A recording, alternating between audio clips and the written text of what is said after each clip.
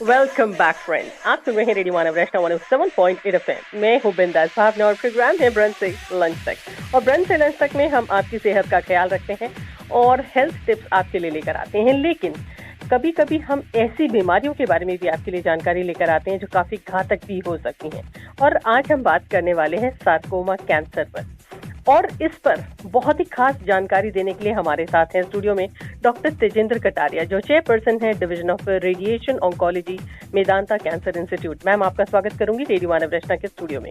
नमस्ते भावना, मैं डॉक्टर कटारिया बोल रही हूँ एंड आपका शुक्रिया मुझे आज के प्रोग्राम में इंक्लूड करने के लिए। डॉक्टर साहब, अगर हम रेडियोथेरेपी की बात करें सार्कोमा कैंसर के पेशेंट्स की, तो क्या कहना चाहेंगी? किस प्रकार का रोल रहता है रेडियोथेरेपी का और किन किन प्रकार की रेडियोथेरेपी होती है?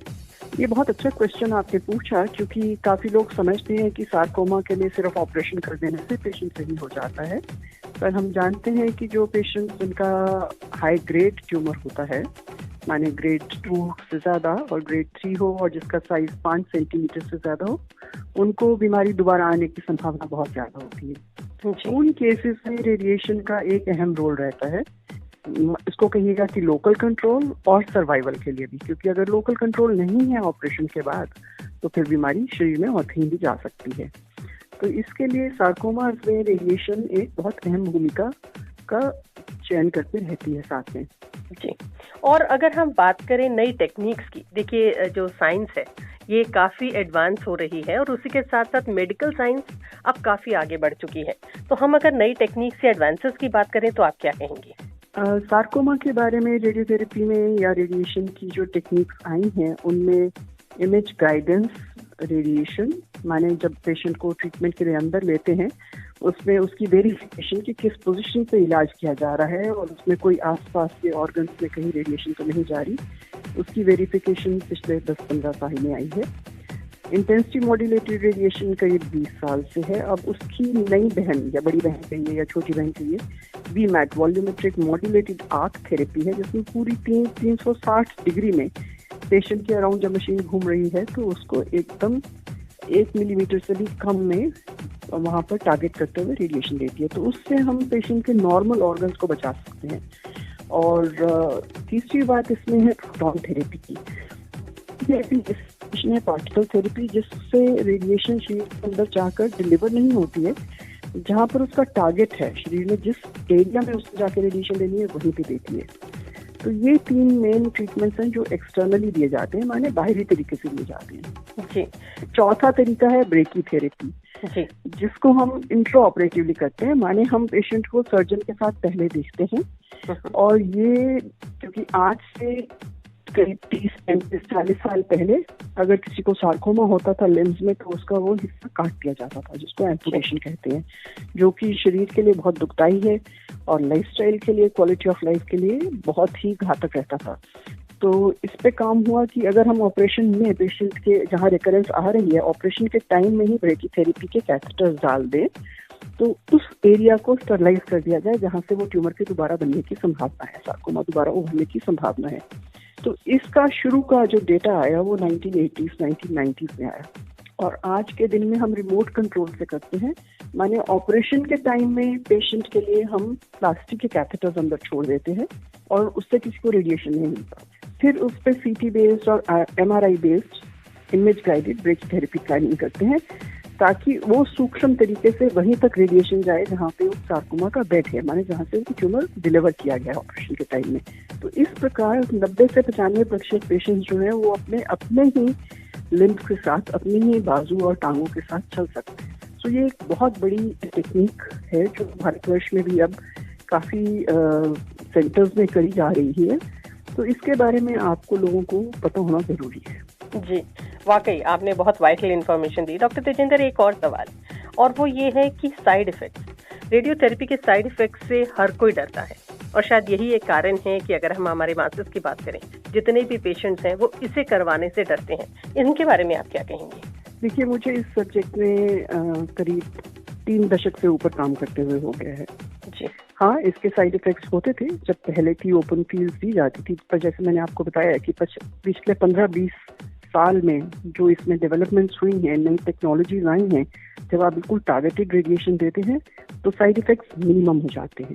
जीरो नहीं होते, मिनिमम हो जाते हैं। माने स्किन का कलर थोड़ा डार्क होगा जो महीने भर में चला जाएगा।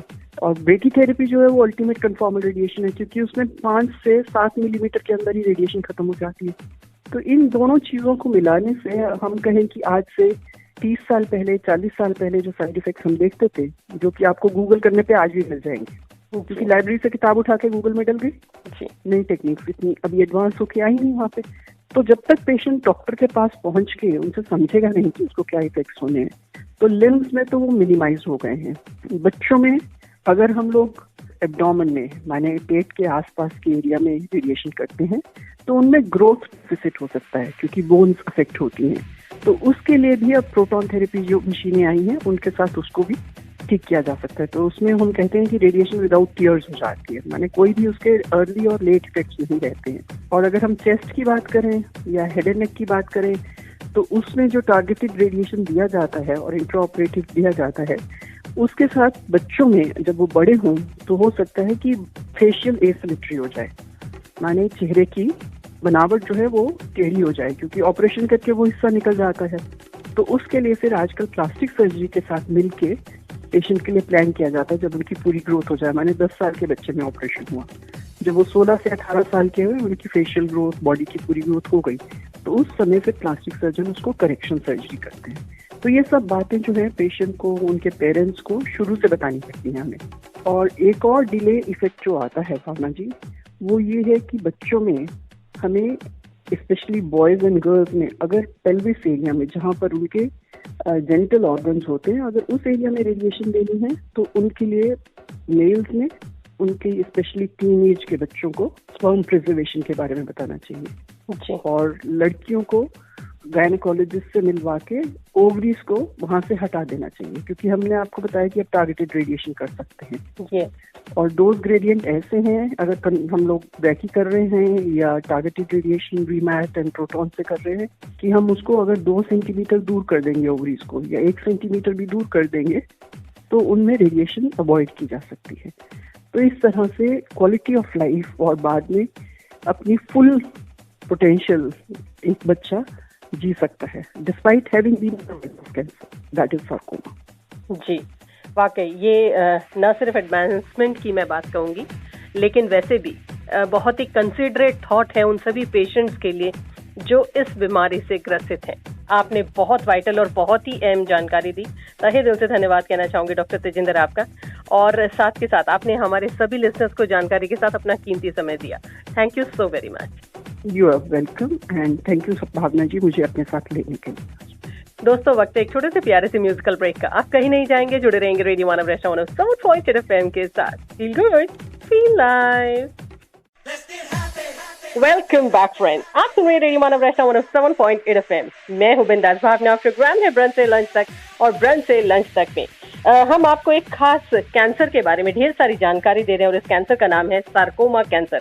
यूं तो ये एक रेयर कैंसर है, लेकिन जिसको होता है उसी को पता होता है कि ये कितना जानलेवा भी हो सकता है, और साथ के साथ ही कितना घातक भी हो सकता है। आज इस पर और जानकारी लेने के लिए हमारे साथ हैं डॉक्टर वेंकटेश संपत कुमार, जो असिस्टेंट प्रोफेसर और सर्जन है department of orthopaedics, all India institute of medical sciences, new Delhi.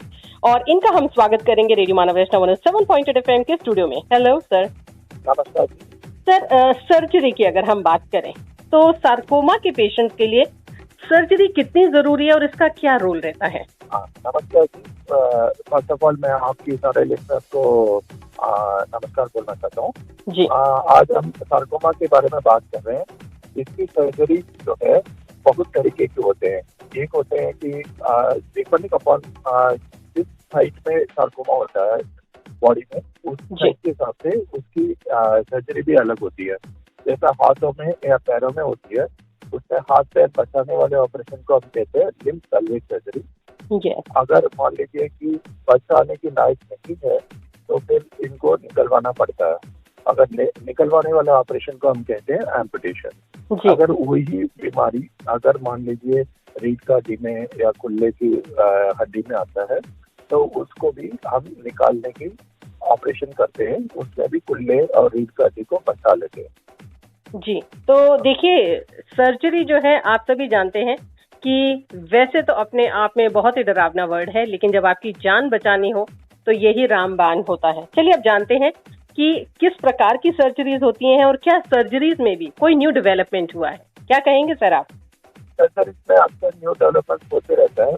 जैसा आपने पहले बताया था कि 2 तरीके की सर्जरी मेनली होते हैं, लिम्ब सैल्वेज सर्जरी और एम्पुटेशन।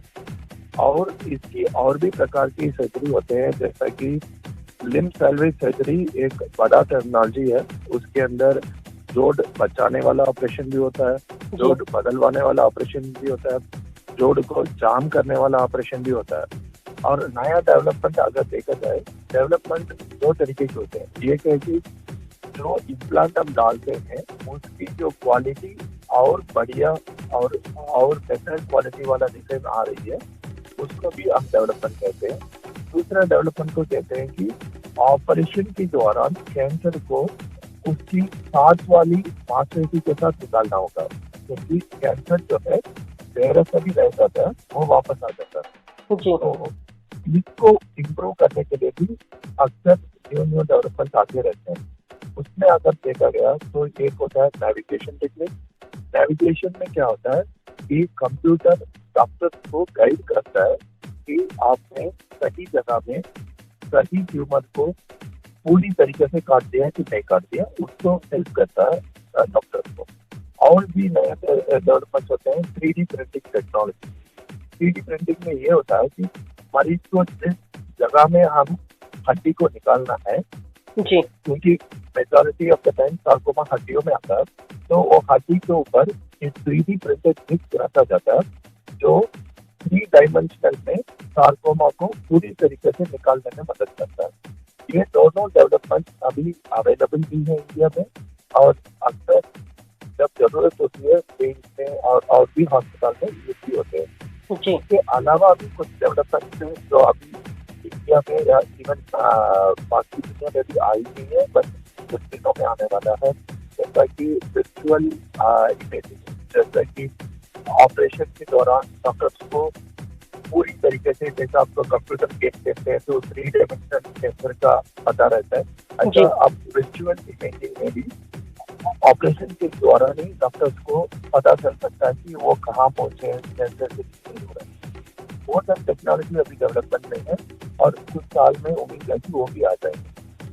वाकई डॉक्टर साहब बहुत ही वाइटल इन्फॉर्मेशन आपने दी है, लेकिन साथ के साथ एक और सवाल आपसे पूछना चाहूंगी। जब हम बात करते हैं कोविड-19 की और हम बात करते हैं सर्जरी की, तो क्या ऐसा भी हुआ है कि कोविड-19 के इस संक्रमण के कारण बहुत सारी सर्जरीज को डिले करना पड़ा है, और क्या ये पेशेंट्स के लिए काफी डरावना है या क्या उस पर भी कोई फर्क पड़ता है? हाँ, डेफिनेटली फर्क पड़ता है। कोविड-19 का जो बीमारी है वो लंग्स को भी अफेक्ट करता है और आपकी इम्यून सिस्टम को अफेक्ट करता है।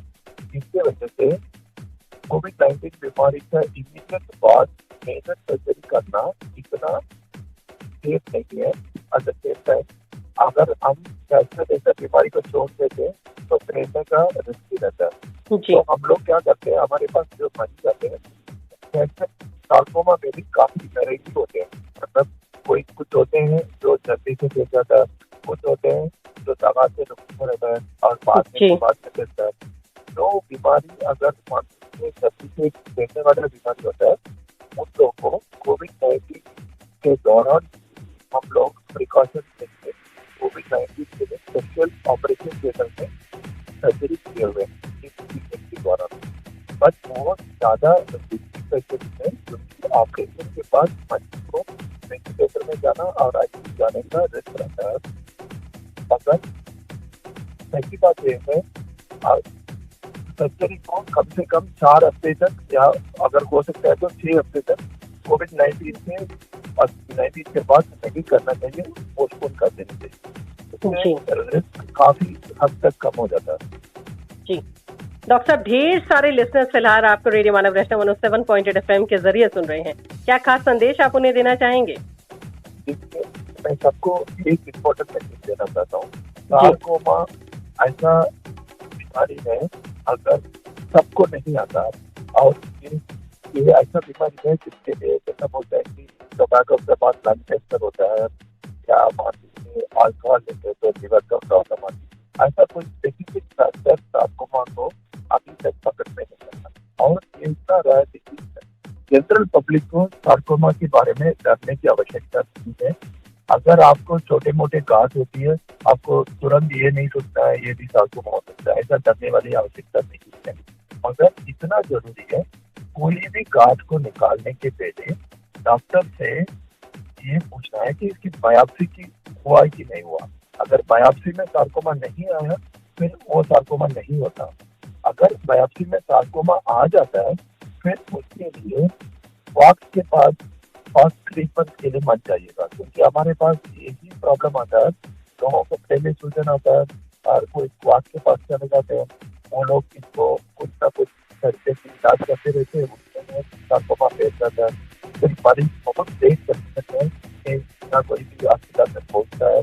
जब हम उसके ज़्यादा कुछ मदद नहीं कर पाते हैं तो वो ऑलरेडी फेल होता है। तो अगर मान लीजिए गलती से आप में या आपकी किसी जानने वाले को सार्कोमा की डायग्नोसिस हुई है तो प्रति अस्पताल जो रूटीनली इसको इलाज करते हैं, जो रूटीनली कैंसर की इलाज करते हैं, वहीं से सलाह लेके उनकी सलाह के हिसाब से इलाज देना जरूरी है। एंड आपकी रेडियो एफएम को एंड सार्कोमा कैंसर फाउंडेशन को मैं धन्यवाद भी देना चाहता हूँ। Thank you so much doctor Sampath, आपने अपना कीमती समय निकाला और हमारे सभी लिसनर्स को दी इतनी बेहतरीन जानकारी। Thank you so very much. Thank you. और दोस्तों आप कहीं नहीं जाएंगे, जुड़े रहिए रेडियो मानव रचना 107.8 FM के साथ, क्योंकि अब वक्त है एक छोटे से प्यारे से म्यूजिकल ब्रेक का। Feel good, feel live.